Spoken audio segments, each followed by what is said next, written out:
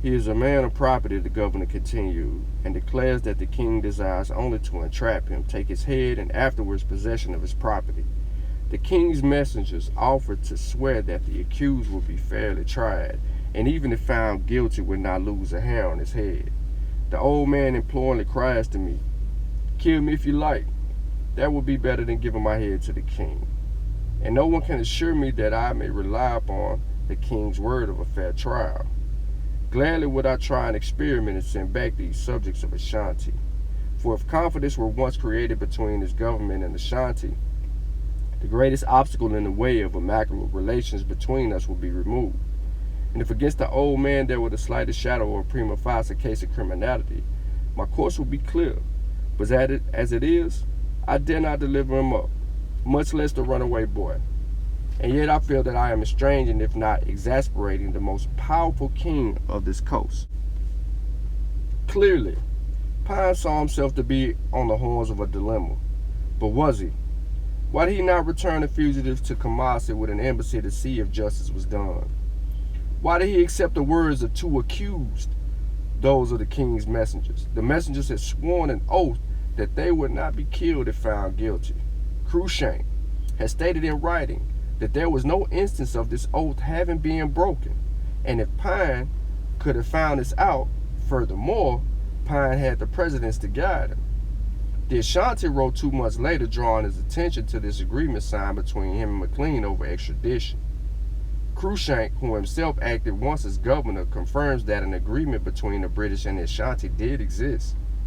Even if there had been no such agreement, Pine could have discovered that such a mutual extradition of fugitives had become a common practice since McLean's time.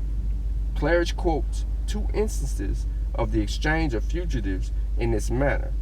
Had Pine bothered, he could also have looked up the Lord John Russell's ruling in 1841 that British laws on slavery were binding only within the British dominions, and that with regard to people living within the vicinity, the same rule does not apply. Pine therefore had no right to hold the runaway slave. Pine, in his evidence before the selected committee in answer to the question why he did not send Kwesi Goyen away, admitted that he would have done so, but that he was prevailed upon by the chiefs and headmen as well as an overwhelming majority of the merchants not to do so, and both Horton and Ellis maintained that the chiefs and the elders of Cape Coast did this because they were bribed by Ghanaian.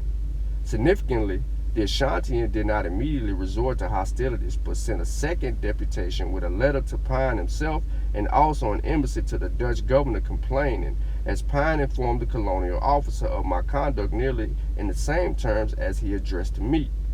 Pine rejected this second request as well as the Dutch governor's suggestion to dispatch an officer to the King of Ashanti as a mediator between us, and the colonial officer fully endorsed Pine's conduct. Kwaku Duarte I had no choice now but to give in to the demand from his advisors for war, and the 3-pronged attack on the protector was launched. Clearly, because of a sheer and deliberate ignorance of precedents, or out of the lack of respect for Ashanti law and customs, or simply because he succumbed to the pressures of the chiefs of the merchants of the Cape Coast, Pine was to blame for a resumption of hostilities between the British and the Ashanti.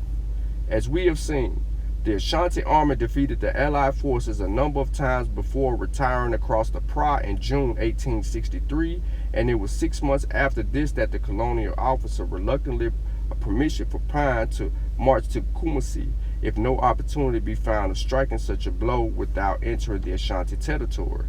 After receiving this permission, Pine moved more soldiers to Prasa and waited for further reinforcements, which did not arrive until April 1864. But the rains had begun, and by the end of the month, a quarter of the soldiers were inadequately equipped hospitable. Now, barely a month after the arrival of the 1st West Indian Regiment, 4 of its 7 officers and about half of the ranks were on the 6th list. When news of this reached Britain, the governor ordered the withdrawal from the Pra, which was carried out in July. Claridge concluded that this ended the greatest failure in the history of the British occupation of Gold Coast, and as the Ashantean is reported to have boasted, the white men bring many cannon to the bush, but the bush is stronger than the cannon.